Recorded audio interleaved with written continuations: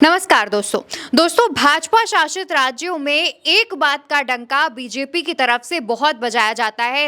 एक है कि वो विकास कर रही है और दूसरा कानून व्यवस्था को लेकर। लेकिन इस वीडियो में हम चर्चा करेंगे उन दो राज्यों की जहां पर भाजपा की सरकार है, एक उत्तराखंड और दूसरा बिहार।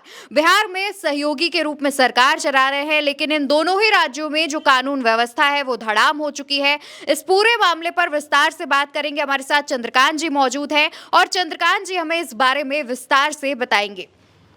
देखिए मैं आपको बताऊं, आपका सवाल मैंने सुना, सवाल आपका बिल्कुल ठीक है। डबल इंजन की सरकारों में ये डंका बजता है कि देखिए हमारी कानून व्यवस्था देखिए, हमारा विकास देखिए, विकास की रफ्तार देखिए। वो वाली बात है कि तेल देखिए और तेल की धार देखिए।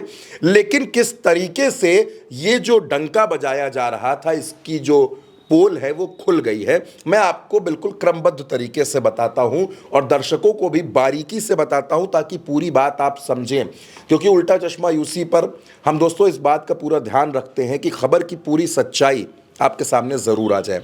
तो दोस्तों सबसे पहले आपने देखा बिहार में एक जगह मोकामा में किसका डंका बजता है? भारतीय जनता पार्टी का नहीं बजता। वहां डंका बजता है नीतीश कुमार के करीबी बाहुबली पूर्व विधायक अनंत सिंह का, जो कभी जेल में रहते हैं, कभी बाहर रहते हैं। इन दिनों उनकी पत्नी विधायक है और वो खुद बाहर हैं। अनंत सिंह और सोनू मोनू गैंग, जो वहाँ का सोनू मोनू गैंग है, कभी सोनू मोनू अनंत सिंह के ही शागिर्द हुआ करते थे। गोलियां चलती हैं। एक दिन गोली चली, लोगों ने देखा, गोली कांड हुआ, बड़ी चर्चा हो रही थी बिहार में। 24 घंटे नहीं बीते, अगले दिन सुबह फिर 5 बजे गोलियां तड़तड़ाने लगती हैं। उसके बाद आप देखिए गिरफ्तारी नहीं होती है, अनंत सिंह और सोनू मोनू का सरेंडर होता है। तो नीतीश कुमार जो सुशासन बाबू खुद को कहते हैं और बीजेपी ये कहती है कि हमारे राज्य में, बिहार में जंगल राज खत्म हो गया, अपराध मुक्त बिहार हमने बना दिया, बिहार में क्राइम को लेकर जीरो टॉलरेंस की नीति है। अब सवाल ये खड़ा होता है कि क्या ये नीति बिहार के सारे जिलों के लिए है लेकिन मोकामा के लिए नहीं है? आखिर अनंत सिंह को किसने खुली छूट दे रखी है? किस तरीके से अपराध वहाँ बेकाबू है, कोई कंट्रोल नहीं है, कानून व्यवस्था कहाँ है? ये तो आप बिहार की बात समझ लीजिए। दूसरी बात, उत्तराखंड में तो पुष्कर सिंह धामी मुख्यमंत्री हैं। बड़ा शांत राज्य माना जाता है, बड़ा खूबसूरत पहाड़ों वाला राज्य है। पुष्कर सिंह धामी को इस बात की जल्दबाजी थी कि कैसे न कैसे करके वो यूसीसी लागू कर दें, प्रधानमंत्री नरेंद्र मोदी की आंखों के दुलारे बने रहें और देखिए डंका बजाए कि देखिए हमने यूसीसी लागू कर दिया।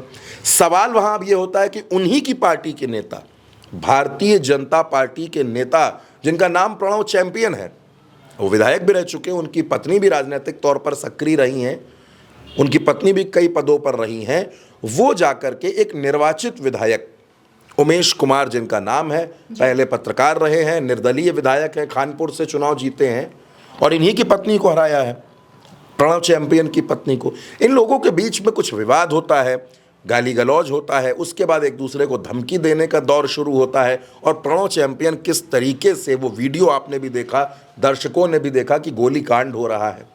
सवाल ये उठता है अवंतिका कि बिहार और उत्तराखंड दोनों ही राज्यों में भारतीय जनता पार्टी सत्ता में है, डबल इंजन की सरकारें हैं। और डबल इंजन तो छोड़ दीजिए, अब तो ट्रिपल इंजन की सरकारें हैं। स्थानीय निकायों में भी इनका कब्जा है। मतलब अगर आप देखें कि प्रधान से लेकर प्रधानमंत्री तक भारतीय जनता पार्टी का, और उसके बावजूद गोलियां चल रही हैं, धमकियां दी जा रही हैं, मारपीट हो रही है, अराजकता का माहौल है। तो सवाल तो ये खड़ा होता है कि आप जिस कानून व्यवस्था की दुंदुभी बजाते रहते हैं, आप अपनी जिस कानून व्यवस्था और डबल इंजन का शंखनाद करते रहते हैं, क्या वो इन दो राज्यों में नहीं है, बिहार और उत्तराखंड में नहीं है? बिहार और उत्तराखंड की कानून व्यवस्था क्यों धड़ाम है, इसका जवाबदेह कौन है? क्या इन दोनों मामलों पर भारतीय जनता पार्टी के शीर्ष नेतृत्व की नज़र नहीं है या आरएसएस की नज़र नहीं है? भारतीय जनता पार्टी में जो लोग पदों पर बैठे हैं उनकी नज़र नहीं है? जो लोग दिल्ली से हर राज्य पर नज़र रखते हैं, उनकी नज़रों से बिहार और उत्तराखंड आखिर क्यों छूट जाते हैं? इन दोनों राज्यों में गोली अगर चल रही है तो इसका जिम्मेदार कौन है? जाहिर सी बात है कानून व्यवस्था, जाहिर सी बात है इन दोनों राज्यों के गृह विभाग, और जाहिर सी बात है कि इन दोनों राज्यों के मुख्यमंत्री। अब बिहार में आप देखिए, बिहार में 2 डिप्टी सीएम हैं, सम्राट चौधरी, विजय सिन्हा, दोनों भारतीय जनता पार्टी के हैं। उत्तराखंड में पुष्कर सिंह धामी मुख्यमंत्री हैं, दूसरी बार मुख्यमंत्री बने हैं।